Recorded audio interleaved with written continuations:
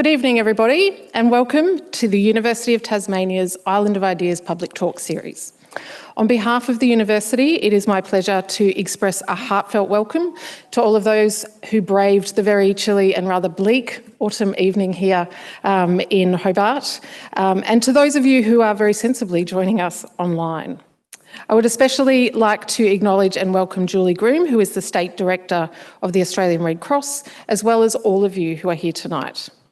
Tonight, the University partners with the Red Cross to bring you the 2024 Red Cross Oration titled Uprooted and Unprotected, 110 Million Displaced Lives. I'm Dr. Tamara Wood. I'm a Senior Lecturer in Law here at the University, and I'm a researcher, writer, academic specialising in international law and forced migration. As a reflection of our institution's recognition of the deep history and culture of this island, the University of Tasmania wishes to acknowledge the traditional owners of Lutruwita, Tasmania, the Muwinina and Palawa people, who are the original and traditional custodians of the land on which we are meeting and from which we are broadcasting this evening. Tonight, as we discuss and reflect on people's experiences of forced displacement worldwide, it really would be remiss of us not to acknowledge the forced displacement that's happened here. And the fact that we meet here in Hobart, Nipaluna, under the beautiful Mount Kununyi on unceded land. So I invite all of us to reflect on the generations of families and friends who lived in harmony with this place for thousands of years, who were forcibly displaced from their homes and imagined a different future for their children. We pay our deepest respects to their elders past and present, and to those who did not make elder status. And we acknowledge their deep history of storytelling, knowledge sharing, and caring for land. This is a university that stands for a future that profoundly respects and acknowledges Aboriginal perspectives, culture, language, and history, and a continued effort to fight for Aboriginal justice and rights. So the Red Cross Oration is a collaboration between the University of Tasmania and the Red Cross. It began in 2007, and its purpose is to advance our community's understanding of issues that connect with the University of Tasmania and the international Red Cross and Red Crescent movement, by focusing on an important contemporary topic that has a distinctly human meaning. And tonight is no exception. Tonight we've come together to discuss how we might better safeguard and protect those who cannot find protection at home. Global conflicts, political unrest, and the escalating impacts of climate change mean that forced displacement remains one of the most pressing challenges of our time. Many people are displaced within their countries, but when people can't find safety at home, they go elsewhere. As we discuss the implications of forced displacement globally, we remember that as a university, we are collectively committed to preserving and protecting the people and places that define the unique and diverse landscapes here, whether they are recent arrivals or First Nations people. We're fortunate at the University of Tasmania to be positioned in arguably one of the safest and most protected places in the world. So we want to express our dedication to promoting a sustainable, empathetic and responsible approach to addressing the challenges of the modern world. Now, before I came to academia and before I found myself standing here, I worked as a refugee lawyer in Melbourne at an organisation called the Asylum Seeker Resource Centre. Some of you will know of it. And when I decided to embark on a PhD, I really felt that I needed to broaden my horizons and deepen my perspective and understanding of the issues surrounding forced migration. And I felt that I really needed to go elsewhere and to learn about forced migration at the front lines. So where did I go? I took myself to Africa. While I was there as a sort of fresh-faced, newly minted research student, I visited Kakuma refugee camp in northern Kenya near the border with South Sudan. And I wanted to know there, how do you deal with it when 30,000 people arrive at your door? Do you really sit down and interview them all, or do you just sort of open the gates and let everybody in? If you have one psychologist for 100,000 people, how do you decide who gets seen? I also visited Addis Ababa in Ethiopia and the African Union headquarters there. My PhD was on Africa's Regional Refugee Convention, and I wanted to find out some more about how that was drafted, who was involved, what were they trying to achieve by crafting a regional refugee protection instrument.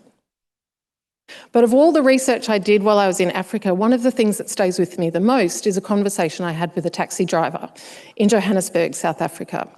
When I visited South Africa in 2012, for that year, South Africa received a full quarter of all of the asylum applications submitted around the world that year. And as I jumped into a taxi from Johannesburg Airport into the city, the taxi driver asked me what I was doing. So, of course, I explained, I'm from Australia, I'm doing a PhD, and I've come here to learn about refugee protection. And the taxi driver looked at me and thought for a second, he went, yeah, right, of course, because Australia, you guys have a big refugee problem too, don't you? At this time, there was an average of 10,000 people crossing the border from Zimbabwe into South Africa per day seeking asylum. To put that into perspective, that's not a lot less than the average number of total refugee and humanitarian visas that Australia issues each year. And yet the South African taxi driver thought that Australia had a refugee problem.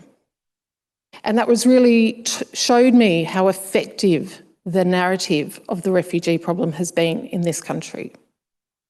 And we are often told that we have a refugee problem, and not only that, that it is our problem, that we are the ones under threat from people, who would jump our borders and, threaten not only our security, but perhaps even our lives.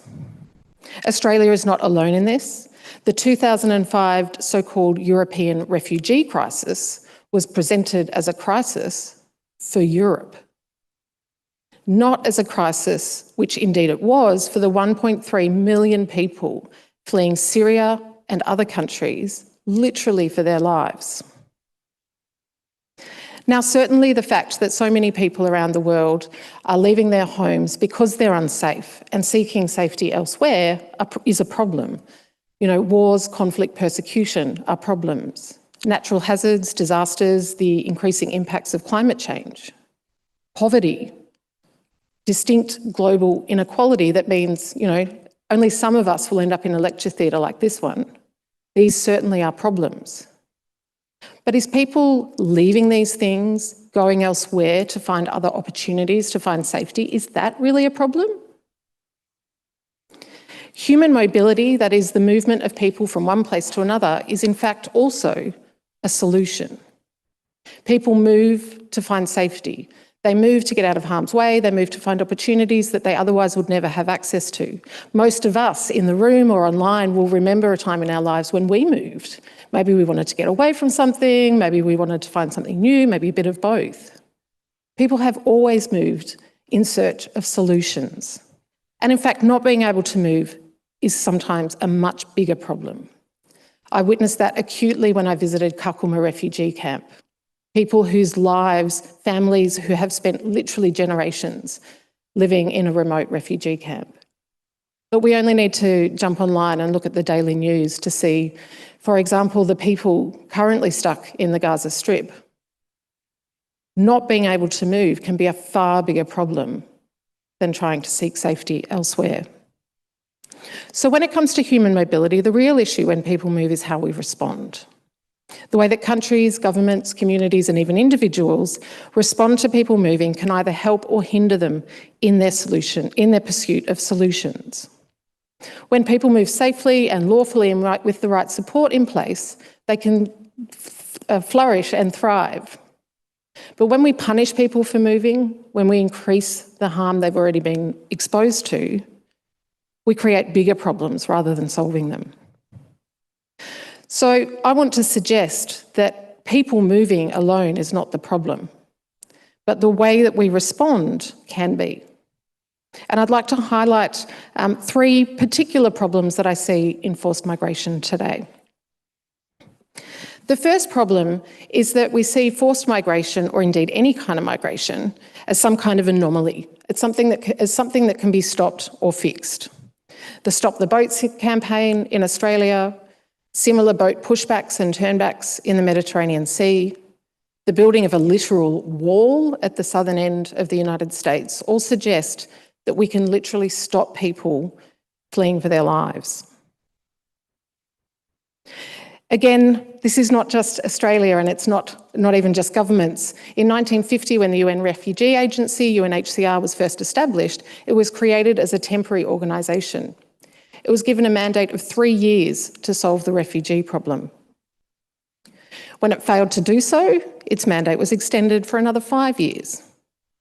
And then another 5, and then another 5, all the way up until 2003, when the UN General Assembly authorised UNHCR to continue its operations, quote, until the refugee problem is solved. Since the beginning of time, people have moved. They have moved as a survival strategy and to pursue opportunities. And in today's world, with wars and conflicts seemingly more protracted than ever, with the impacts of climate change only likely to increase, people are likely to move even more. And pretending that this is something that shouldn't be happening not only ignores reality, but it also prevents us from taking the steps that are needed to manage this properly. The second problem with forced migration today is that we try to fit those who move into neat legal categories. We live in the age of the nation state. We live in an age where sovereign states are very keen to remind us we will decide who comes here and the circumstances under which they come. And this has had tragic consequences here and elsewhere. To take an historical example, during World War II, hundreds of European Jews boarded boats for the United States in an attempt to avoid the horror unfolding in Europe. When they arrived at the borders, they were not allowed to dock, they were not allowed to alight because they didn't have the correct papers and permissions. So they returned on their boats to Europe, to concentration camps, and often to their deaths. In the aftermath of World War II, countries from within Europe and elsewhere came together and declared, we never want this to happen again. And this was the birth of the 1951 Refugee Convention. It was signed in 1951, but it came into force in 1954. Perhaps somewhat ironically, it was Australia's signature that brought it into force under international law. It's a remarkable achievement of international law and remains one of the most widely ratified human rights instruments. It embeds into international law the very foundational principle of non-refoulement, the idea that no person should be returned to a place where they're at risk of death, persecution, or serious harm. But the Refugee Convention is also getting a bit old and quite limited. It doesn't protect everyone that we might intuitively think of as a refugee, but rather has a fairly technical legal definition of the term. So it protects those people who are at risk of harm for certain reasons, that is, reasons that relate to their race, religion, nationality, membership of a particular social group, or political opinion. Those who just happen to be in the wrong place at the wrong time, those who are fleeing disasters, natural hazards, those who want to escape the harsh realities of extreme poverty will have a very difficult time claiming the benefits of refugee protection. And in practice, as we well know here, even when people do qualify as refugees, we have other ways of categorising and distinguishing between them. There's the good refugees and the ones trying to rot the system. There's the dutiful, patient refugee waiting his or her turn. And then there's the refugee who jumps the queue, who takes into their own hands their life and future. Perhaps that refugee knows that the queue doesn't actually exist. And if it did, if we took all of the refugees in need of resettlement to places like Australia and we put them all in a queue and you joined at the end, the time you would have to wait to seek a better life somewhere like here would be approximately 180 years. In reality, the overwhelming majority of people who move are simply people trying to find safety and pursue their lives and their dreams without fear. The neat legal categories that we have don't recognise this. Finally, the third problem with forced migration today is its politicisation. Rather than treating people who come seeking safety as human beings, they've been deployed as tools by politicians and governments seeking cheap votes and trying to be, or at least seem to be, in control. Australia's offshore processing policies are a clear example of this. By treating some of those who seek safety here punitively, by intercepting them, detaining them and warehousing them in remote locations, these individuals are used as messages to others who might try to do the same. The message is clear: don't come here. But they're also used as messages to those within Australia, those who have been convinced by successive governments that they are the ones that need protecting. If that wasn't bad enough, we now see these policies being taken up by governments overseas, the UK being the most recent example. So clearly there are problems with forced migration and how we respond to it. Thankfully, there are also solutions, and there are really good examples of good things happening. And with that in mind, I'm really delighted that today we'll be joined by two esteemed speakers who bring their experiences, their perspectives, and their expertise to share with us. The first speaker today is Sanushka Mudlia. She is the director of the Red Cross Red Crescent Global Migration Lab, hosted by Australian Red Cross and working with Red Cross and Red Crescent organisations in countries all over the world to produce research concerning the humanitarian needs and vulnerabilities of people affected by migration and informed by humanitarian operations and the lived experience of migrants and communities. With over 20 years of experience working in Australia, Cambodia, China, Singapore and the UK on political advocacy, research and global program management, Sanushka is also a specialist consultant on labour migration and human rights, advising United Nations bodies and regional intergovernmental organisations. Please join me in welcoming Sanushka. Thanks.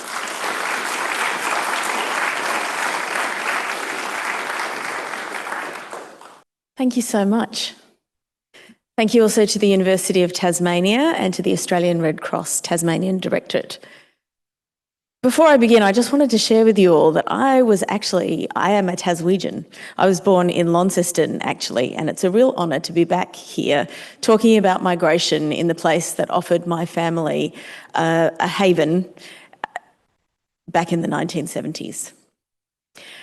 Tamara talked about the difficulties with framing forced migration as a problem and the limitations of common narratives that surround forced migration. To echo her point, and this is something that I'm sure everyone in the room will acknowledge, the movement of people is an age-old and normal state of affairs.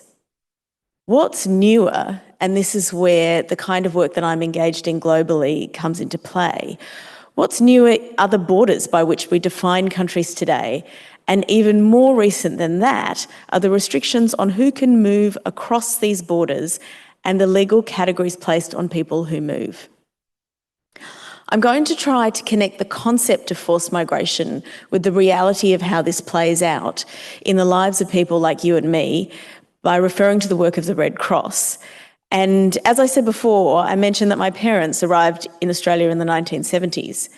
They were born in South Africa because my great-grandparents were indentured labourers from southern India who were shipped to South Africa to work on British sugarcane plantations, which was a practice that was legal at the time in the aftermath of the abolition of slavery.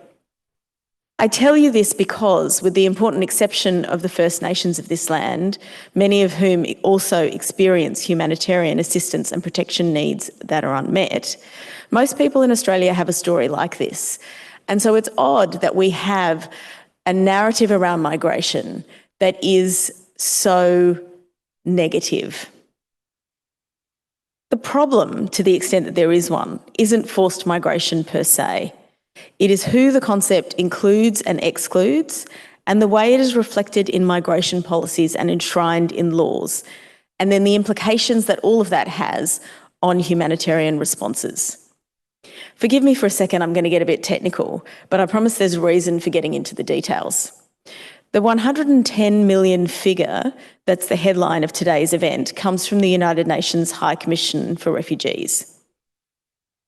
This figure includes people who've crossed a border and who have refugee status, are seeking asylum or are otherwise in need of international protection.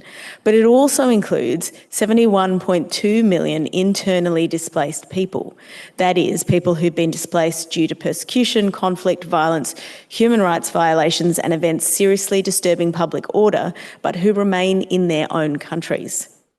This is important because it means that when we're talking about people who've crossed an international border, the number is a lot less than the 100 million plus in the title. It's closer to 45 million.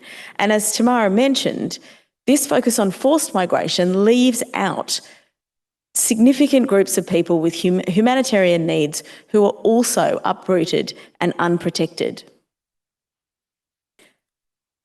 In particular, the way the system is structured at the moment creates a dichotomy between forcibly displaced and people and basically everybody else, which means people who move across borders who aren't categorised within the system, with the implication that their movement is somehow voluntary or by choice.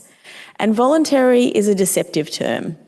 It includes people who move because of powerlessness, insecurity or fear for the future, and people who want to escape poverty and inequality, as Tamara was explaining.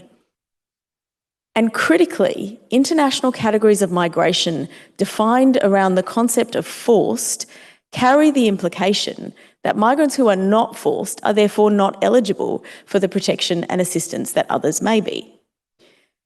The point I'm making is this: should the reason that motivated a person to cross a border in the first place, whether they were forced according to a legal definition or whether it was allegedly voluntary, should that affect whether or not they receive life-saving humanitarian assistance and protection if they need it?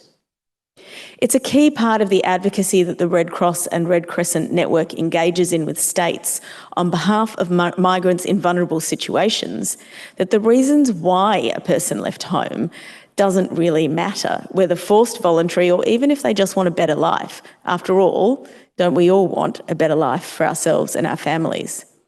Regardless of the status or reason, the Red Cross and Red Crescent approach is that we abide by the principles of independence, impartiality, neutrality, and humanity in the way we work. That is, the humanitarian needs of anyone, where they exist, must be met.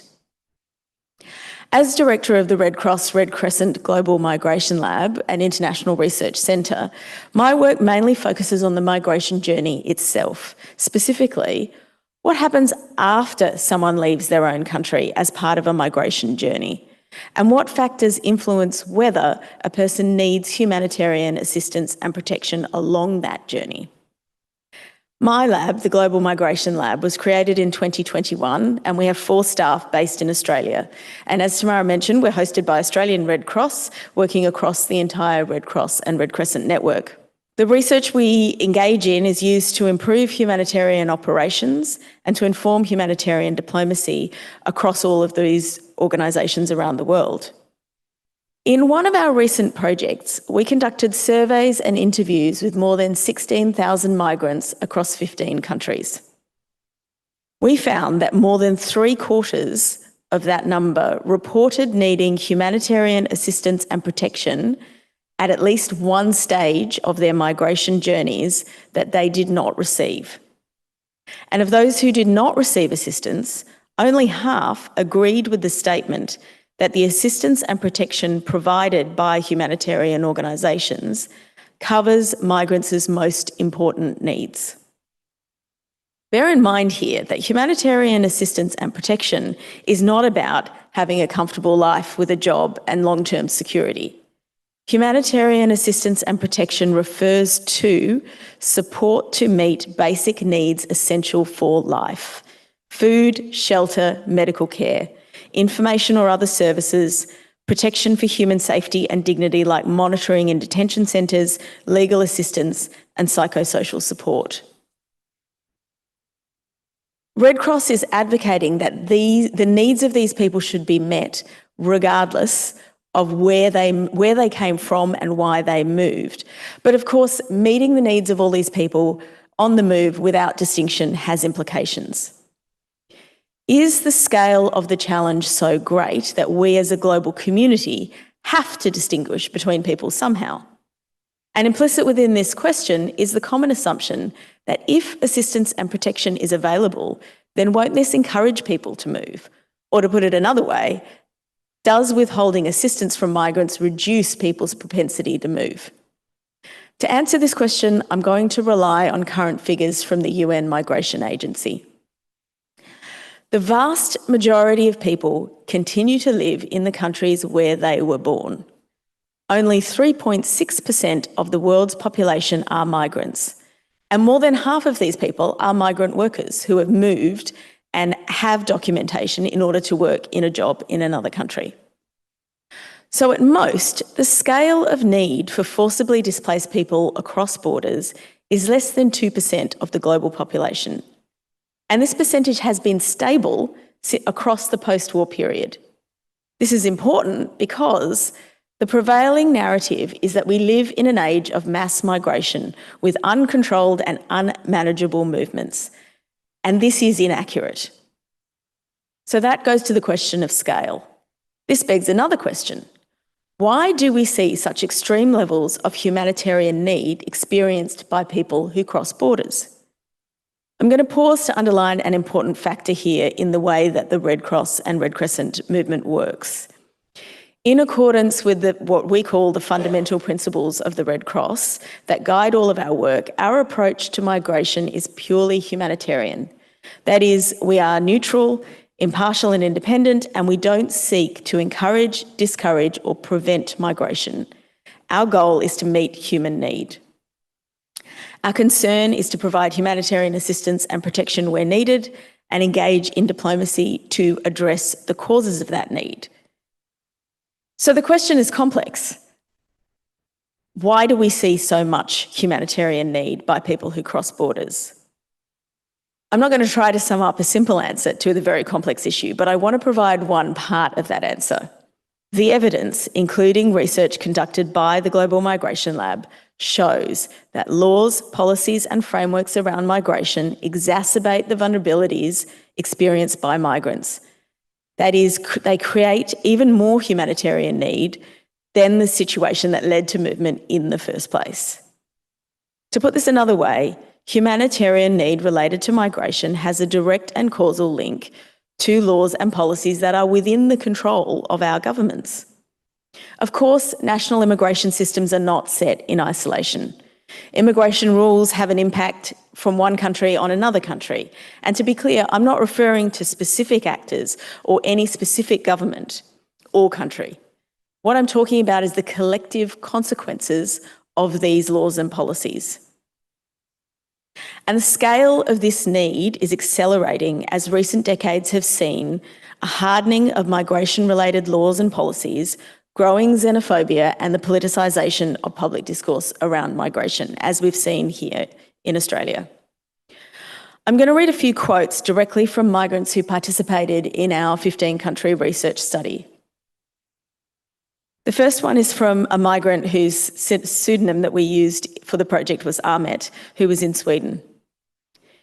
Everyone has seen how different they are treating us. I get really sad when I see people from Ukraine, as they are people like us. They too have left their country due to war, just like us, and they are not the guilty ones. The second quote is from Antonio, who was interviewed in Argentina. And because of what these compatriots told me about other organisations, that they didn't help Colombians on the road because they could only help Venezuelans, because of that, I won't ask the organisations for help. I really wouldn't. I would not feel comfortable or calm. On the contrary, I would feel that just because I am Colombian, they would not help me. Elizabeth, who was interviewed in Australia, said, "People arrive on certain types of visas, but it doesn't tell the whole story. Just because we arrived on a different, non-humanitarian visa doesn't mean there wasn't trauma.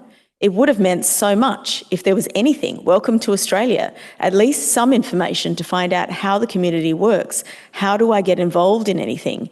It felt like it was just us. I felt like there was a wall around us. My family were in different stages of life and different circumstances. We were all trying to connect to this new place without support, without any information. And finally, Miguel in Honduras, who said, "During the journey, I faced obstacles from the police because they ask for documentation, safe conduct letters, and sometimes money. Many fellow migrants have been assaulted by criminal groups, and the assistance received by the migration authorities is very little for the migrant population."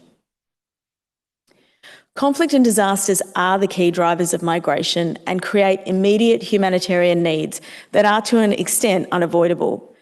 But the long-term causes of humanitarian assistance and protection needs arising from migration is that there are very few pathways that people can use to quickly obtain the authorisation and documents that are required to safely and quickly move under the immigration regulations of other countries.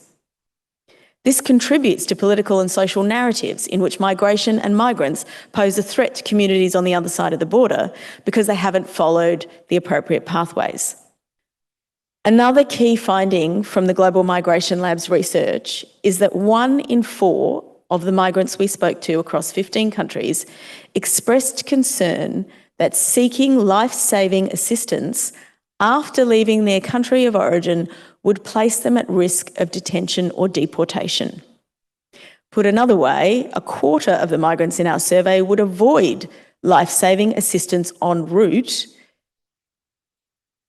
if they had any doubts or fears that seeking help would prevent them from continuing their journeys because they realise they don't have something to return to. So how should governments, communities and individuals respond to this global humanitarian need? And what part does a country like Australia, or even a remote island like Tasmania, have to play? Again, I don't have easy answers because these are complex challenges that no government, community or person can solve on their own. But we can work towards solutions by looking deeper into our communities and further beyond our communities to find solutions in cooperation with others. To start with looking further, as I've explained today, international cooperation is key to finding solutions. Some important progress has been made at a multilateral level in the last decade. There is now a global compact on migration and a global compact on refugees, which lays out a negotiated framework to guide actions that states can take in response to contemporary migration flows and do so in ways that protect human rights. These compacts provide direction for national laws and policies governing migration and establish processes for regional and bilateral cooperation and dialogue. And this is essential to respond to migration-related humanitarian need. As Australians, we can advocate for our country to meet its international obligations concerning refugees and others and support humanitarian entrance through our resettlement schemes. But that's only a portion of what we can do, and people in corners of the world like Tasmania can look deeper into our communities and further globally in our everyday lives. This means seeking out people who need our help but might not be easily identified, the people who fall through the cracks, the people we see every day in our communities. It also means building trust and acceptance and working as individuals to change the narratives around us.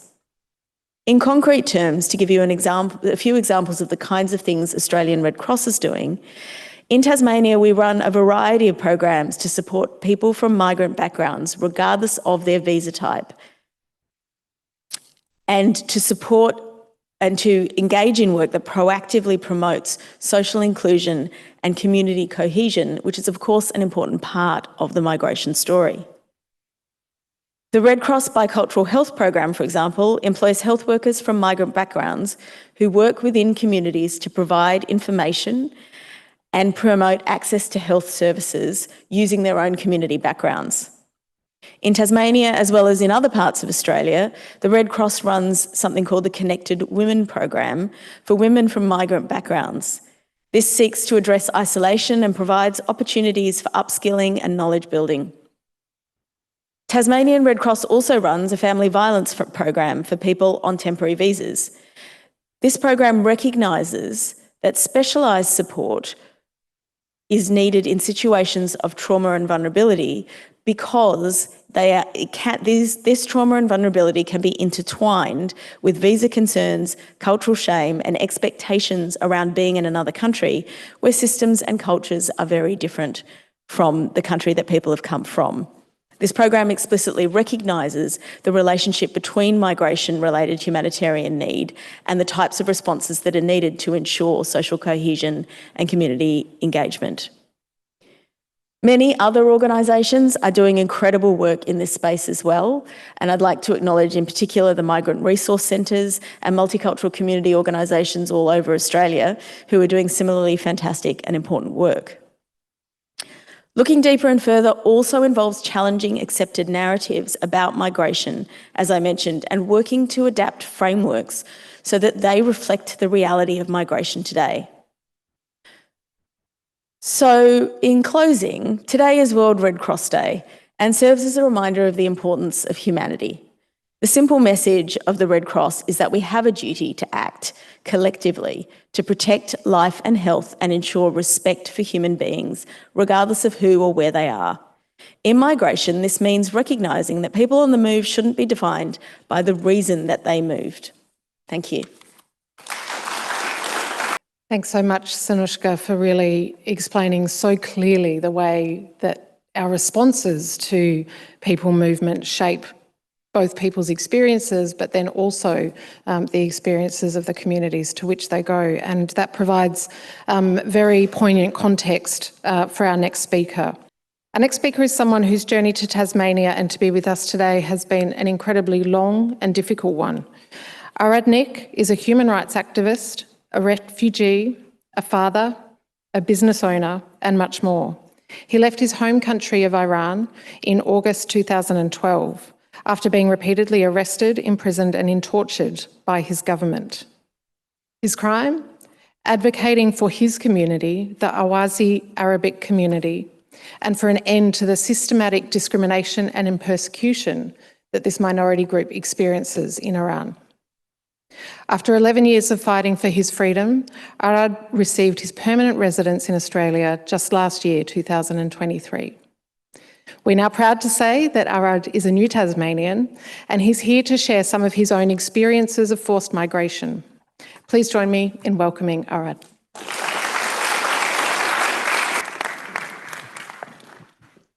Hi, everyone. But I'm happy to be with you tonight to tell you something about my life and what's going on with refugees and the people seeking asylum in Australia. My life has been through a few things. War, poor, torture, prison, detention, and seeking asylum. And I have tonight a few pictures, and I hope those pictures can transfer and translate something from the people like me to you guys. I was born in South Iran, in a small village called Bostan. My tribe called Ahwazi Arabic people. They speak Arabic and Persian language. We have different culture, traditional clothes, different language, but we are Iranian people. I born from a father Sufi and Bedouin mother. I hope you understand about Sufi and Bedouin. They are, I missed both. They passed away. I couldn't see them, and I miss them a lot. They were amazing parents for me. This is my village. like a marsh, full of water island. We are hunting, fishing, and plating, and make veggie there, and we survive there. In 2012, 1980, I was a little boy, and war happened between Iran and Iraq. I remember I was playing this and swimming with some friends and my cousins. And my mom came to me and she screamed and she said, "Come, let's go." And I said, "Mom, what's happened?" She says, "A war." I said, "What's mean?" She said, "If we stay here, we killed." We escaped. One night, I remember we walk and we stay some way about a few k's from, I can't remember what, I was a little boy, a few k's away from his village. Next day, Mom put me away with my sisters, and she said to me, "Stay here, and I have to back, and we see your dad." After a few hours, she backed with a little bread, and she said to me, "Your uncle killed, and your dad still survived. They still there to protect the land, protect the village." And I said, "What's the next?" And she said, "We have to escape again." And I said, "Where we have to go?" She said, "We have to go somewhere away from war." And he's escaping and leaving land by land, city by city, get 8 years. The first my class was, I was 9. No education, nothing. I went to Shiraz in a school and I started to study. After high school, I went to Tehran University as a medical and I studied as pathologist. After 8 years, the war finished. I was in Tehran to study as a pathologist, and my dad arrested by IRGC, Sepah, because he tried to ask the government to get his land. But unfortunately, they stole it, and we didn't let back. After 8 years, you can see this is a beautiful land. They are Bedouin, they are beautiful people. It's amazing. It's still like that. Most of them, they are, you can see the woman, they work together. My grandmother and my auntie, they both passed away. My auntie. In my culture, you can see is a tattoo. In my culture, tattoo is about respect and love. It's not about sexy body. You can see me there. I was there with my some friends. When I finished the university, I back to my city. When I was little, I growing there, we call it Ahvaz. I grew there. My dad was in prison 6 months. When I back, I became activist for my tribe, for this land. They arrested me.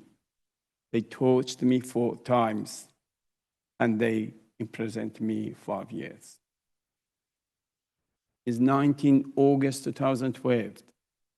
When I released from prison, I fled my country. And I came to Malaysia, Indonesia. After that, I got Christmas Island by boat. This is the boat. When I was in boat, some people ask me some questions about the boat. You can see the boat, it was terrible, guys. It's a very, very bad experience. I was in boat 44 hours. It was terrible time, all the trauma there. I was in boat thinking about three things. Where I go to find safer place. The shore people welcoming me. Any chance I can see my family again. But what happened? They put me in detention again. This detention, guys, it's a Christmas Island detention center. I experienced detention center and also prison. What's the difference between them? The prison, you know when you get out, 5 years.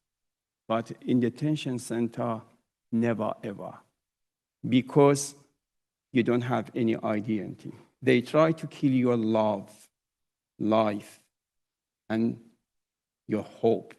They always, immigration office, they come and they talk with you. You have to back. Because we don't have any hope there. They ask you, you have to back. You never get Australia. You have to back. And they don't listen what's happening about us. It was terrible time during that time. And another thing so bad, they never ever call your name. My name is IMI033. Sometimes I ask them, could you please call my beautiful name as a human? And still immigration call me IMI033. When I call immigration, I get permanent visa, but they still ask me about my boat ID. Curtin Detention Center, I was there. I saw a few detention centers, Christmas Island, Curtin Detention Center, Darwin, and Maita. I was there, I remember, I was it was a miserable time. I had a very bad time there, guys. And what's happened there, I can imagine always is a kangaroo around us, all around the detention afternoon. And I was thinking, they are coming for a zoo. We are like a zoo there. Sometimes I do my protest demonstration outside Home Affairs in Hobart, or sometimes I go to Melbourne or Sydney, Andrew Joy's office, or that time Scott Morrison, or sometimes I was Claire O'Neill. I put my sign and I ask the people to come and talk with me. Some people attacked me. Some people talk rubbish about me back home. Some people like you, nice, they come in and ask me, what you need? How can I help you? I have a very simple answers for them, guys. First, would you like hug me and say welcome?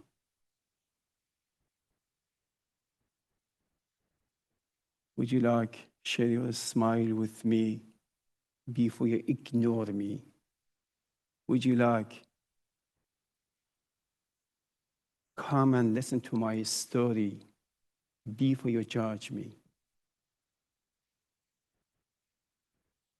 It's hard to change someone. It's very hard. But I want to tell you something, guys. Let me paint a photo for you with something about the refugees and the people seeking asylum in Australia. First, I didn't come here because I wanted. I had to.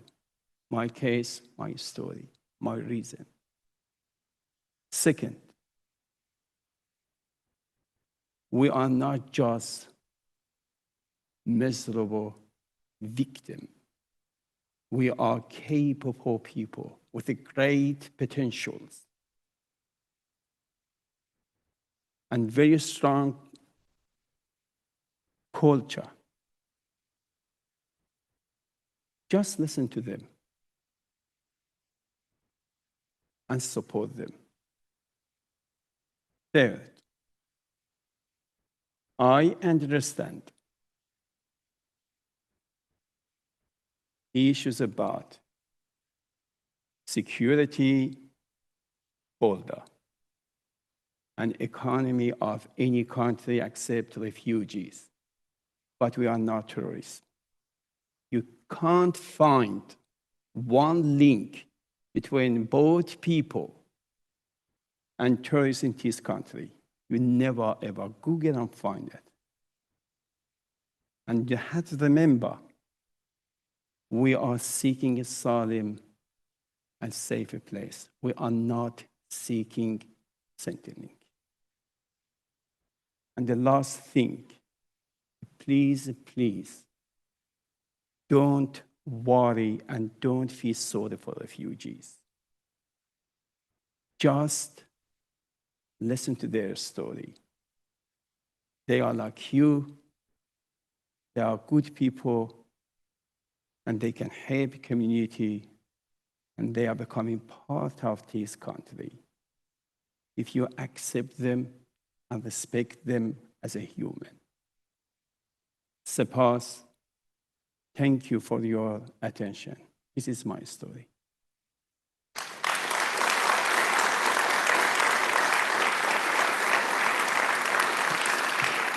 If there are any questions in the room, please raise your hand or even stand to make sure that we can see you. We've got one here. Thank you. I can't remember the precise date, but a bit over 200 years after Australia was so-called settled by Europeans, John Howard made the infamous statement that we will decide who lives here. What's the response to that statement? So for the benefit of everybody, this was a statement made by John Howard in the context of the Tampa affair, the Children Overboard affair, when John Howard said, we will decide who comes to this country and the circumstances in which they come. It really set the tone for, I think, for Australian refugee policy ever since, but it's not unique to Australia, as I mentioned in my presentation. I wonder, Arad, if this is something that you might want to comment on, this idea that it is for governments to decide. About which one? About John Howard, his decision, or? I suppose about this rhetoric that governments in Australia but elsewhere have, their concern, and I suppose I'm interpreting a bit myself, but I think, the concern is that borders need to be managed, that countries can't have people arriving on boats without formal permission. What's your response to that? I said to you, I understand about border security and economy about any country. But the people like me, most of the people like me, they are educated people.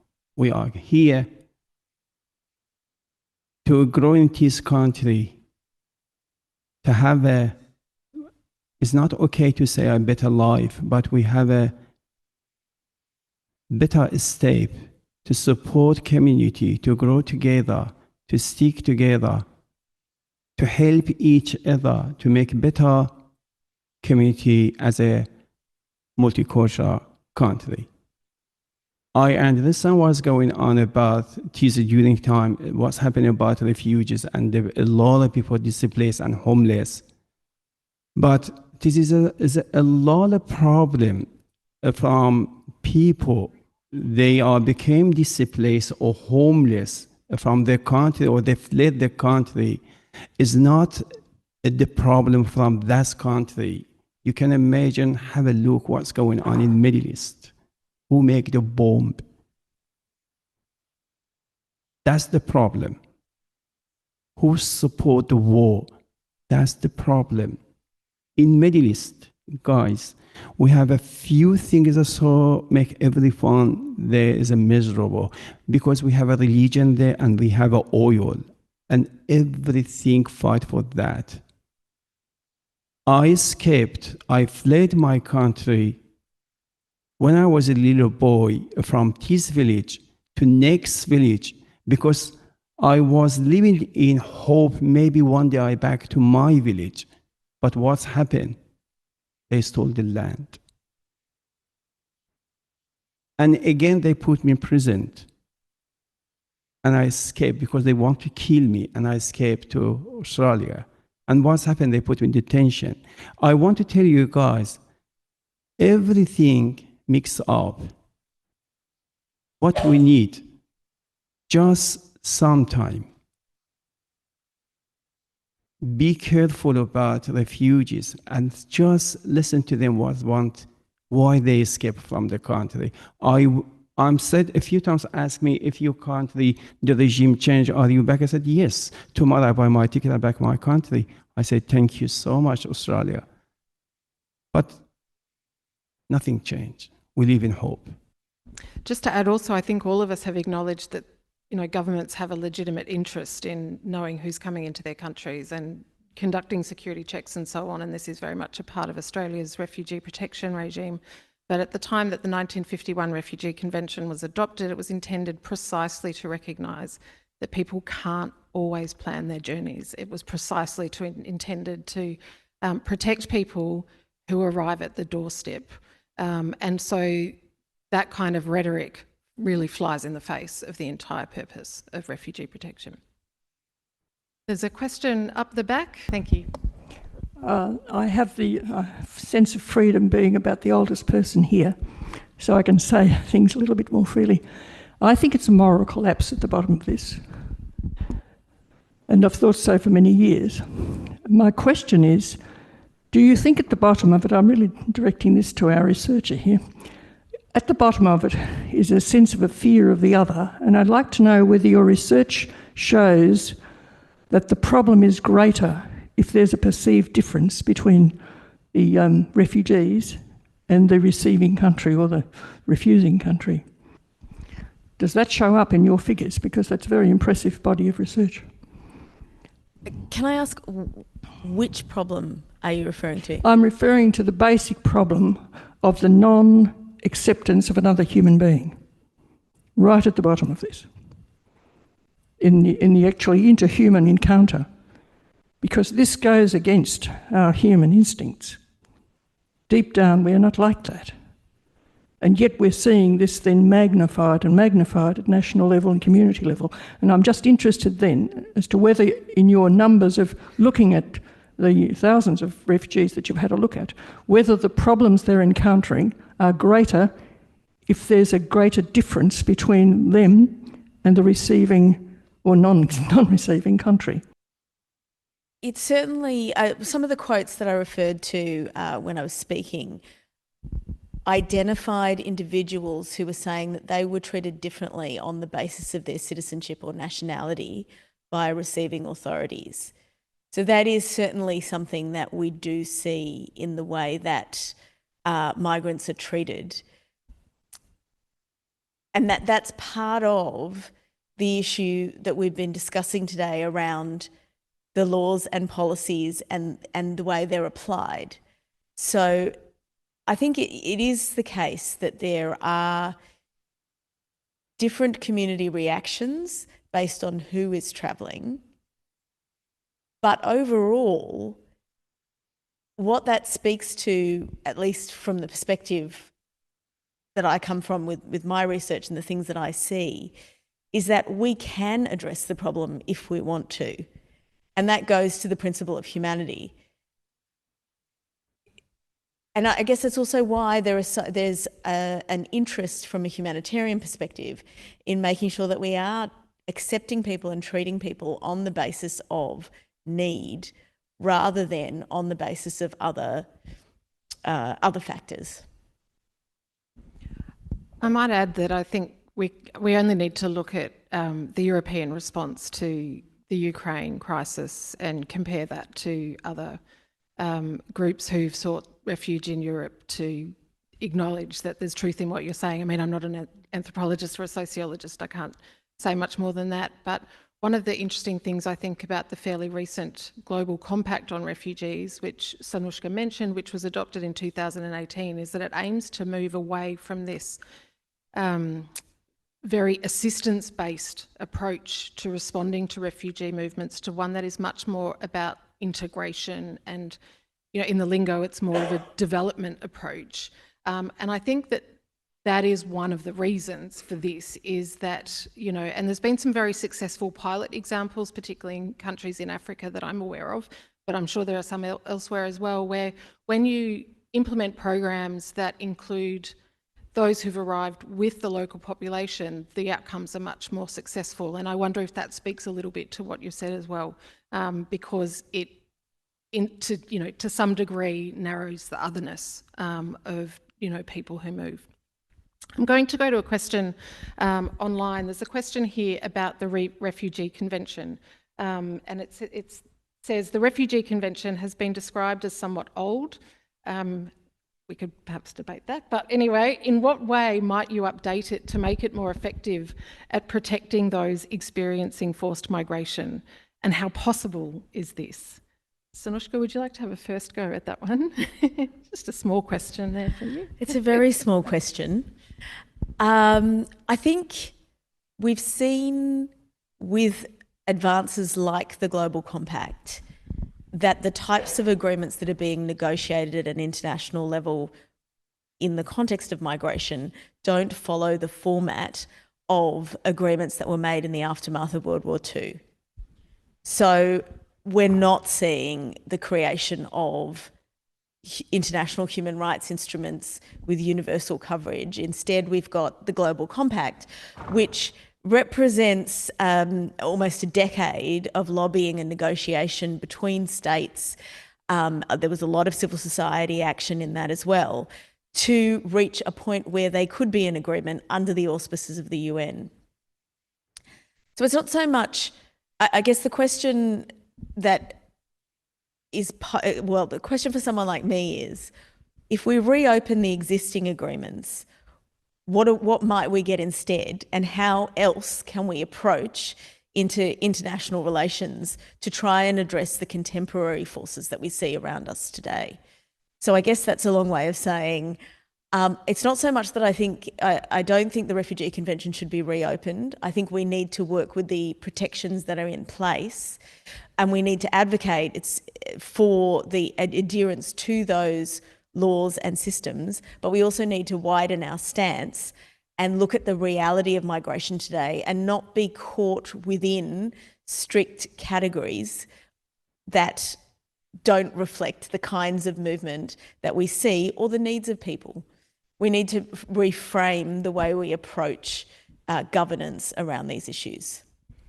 Thanks, Sanushka. We have a question at the front here. If we could have a microphone down the front, and just while that's coming, I'll also just note that there are regional refugee protection instruments as well. So there's one in Africa, there's one in Latin America, and I think if we were to ever see further development, we would probably see it at the regional or sub-regional level rather than at the international level. Yes, please. Thank you. I'd just like to, my question to Adan, and thanks very much for sharing your experience. When you were at Christmas Island in the detention centre, you were given a number, no hope, and told to go back. What changed? What gave you hope? Was it a person, an event, or a combination of both that you would get over this and there would be light at the end of the tunnel. What gave you hope and when did it come, please? That's a very good question. Look, in detention, the experience in detention, they are treated you as sober, as a human. Look, in detention, you never have a hope. It's honestly with you guys. You don't have a hope. You can see what's happening in Narrow, in Manos, and what's happening. Some guys are sitting in Narrow and Manos. And detention, always immigration office, they come in and ask you to leave here, back your country.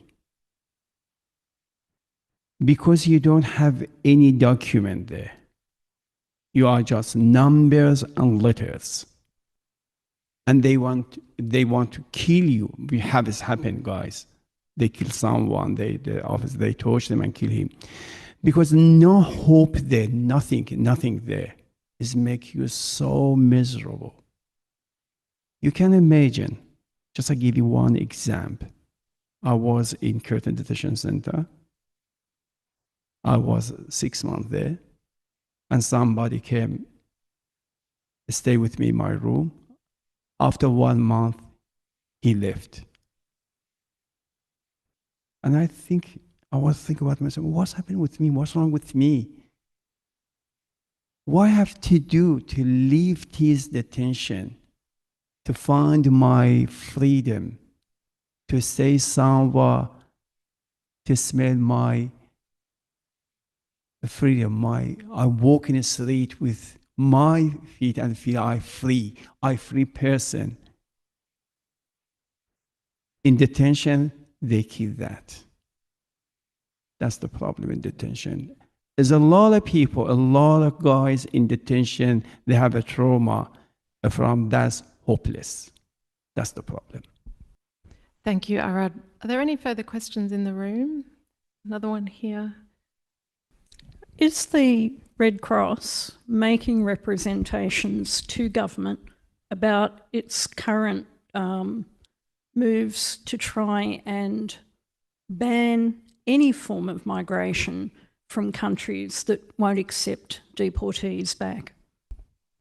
As I've mentioned, I work specifically in the research division at an international level, so I can't comment on specific representations, but I will say that the work that we do involves what the movement describes as humanitarian diplomacy, which means that while we wouldn't speak publicly about what we are advocating for with governments, our commitment to each other within the movement and across with the community is that we are working to ensure adherence with humanitarian principles using the access that we have to government through what is known as the auxiliary role of the Red Cross that is enshrined in international law and in domestic legislation.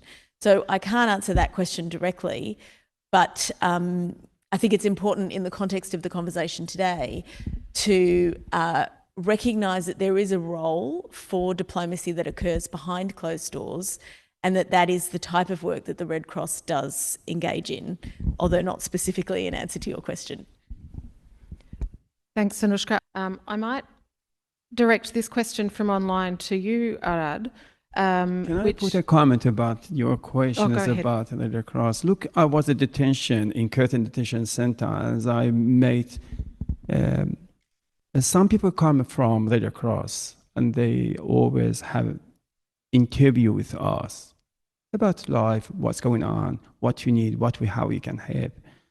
Just today, I want to tell you, there are beautiful people at Red Cross, and I was at detention. I decided to work with Red Cross as a volunteer. I want to tell you guys,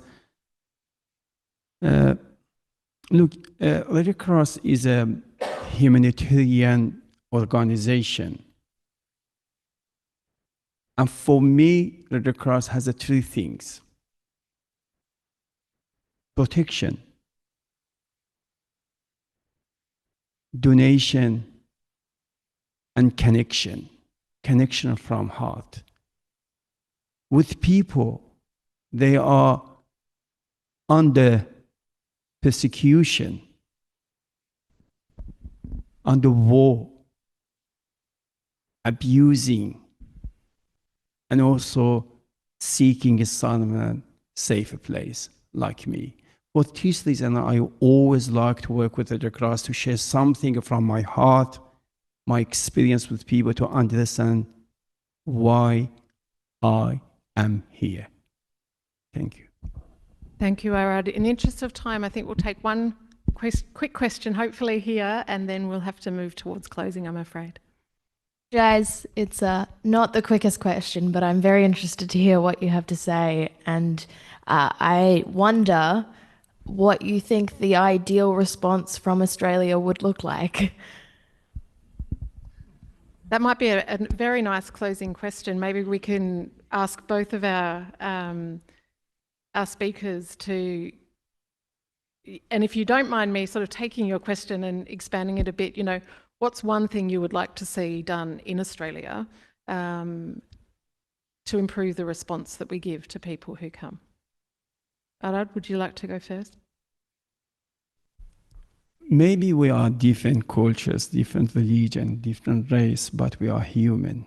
Same blood and same dad and mom. If you look back, I want to tell you guys, we are a human because we came from different cultures. I want to tell you, just respect people like me. We are strangers, but we are brothers and sisters. We are strangers maybe, but we all respect each other. I here because I'm forced.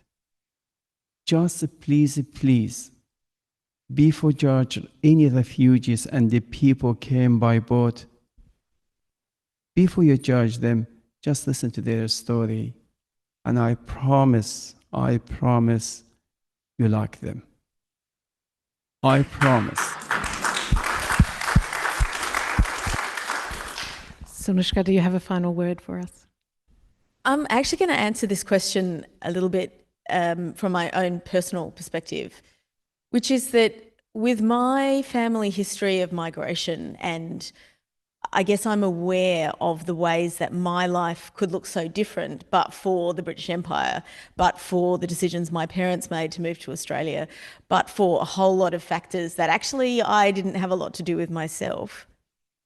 What perplexes me, and the thing that I'd like to see us focus on as this Australian community, is why we continue, in spite of the fact that most people in Australia, and again, First Nations, as I mentioned, is an important thing to recognise, and their humanitarian needs is important. But why, as Australians, those of us who are part of contemporary settlement, why don't we extend the same humanity to others who come after us or others from different communities?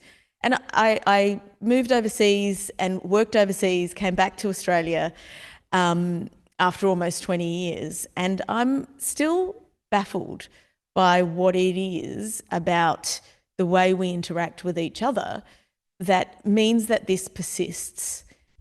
So setting aside sort of the questions about policy and governance, I think the thing that we could all embrace is a question about what we as communities are doing in relation to each other, and what is it about our national story that doesn't lead to a different response in terms of this narrative around migration. Thank you so much for leaving us on those forward-thinking notes. Yes.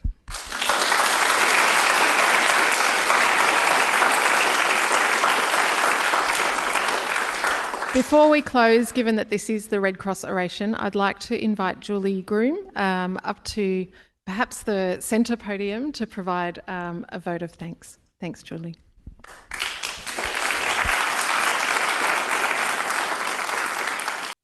Good evening, everyone. I would just like to say what an honour it has been to sit there and listen to the insights that you have all shared with us today.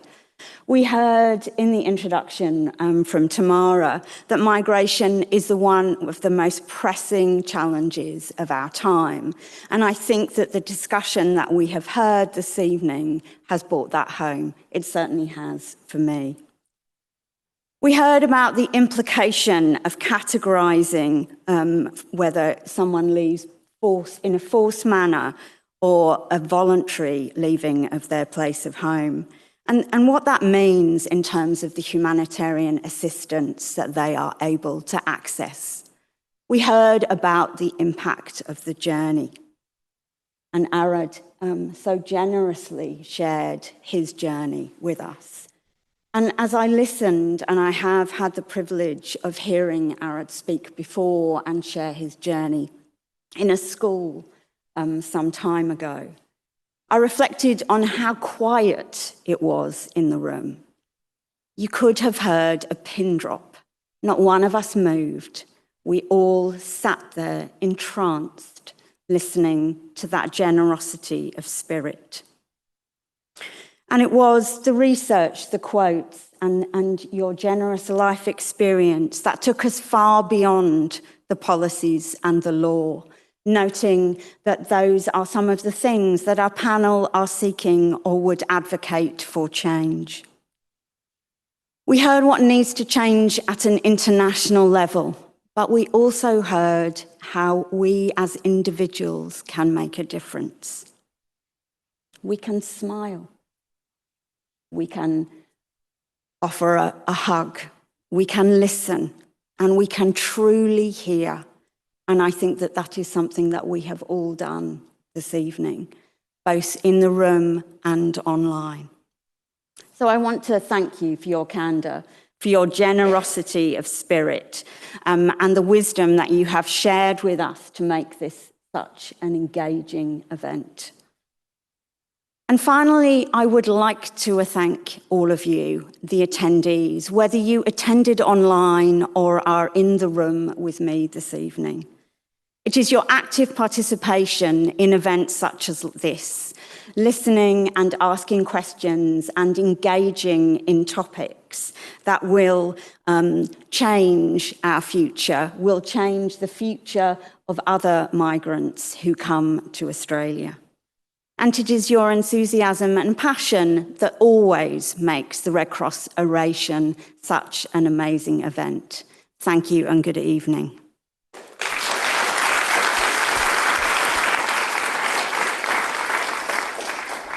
Thank you, Julie, and thank you also to the entire organising committee for the Red Cross Oration.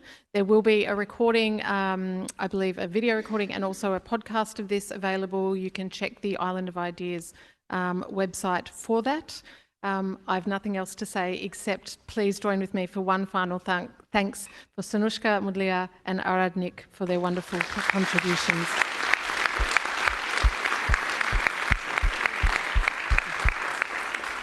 And have a safe and happy evening, everybody. Good night.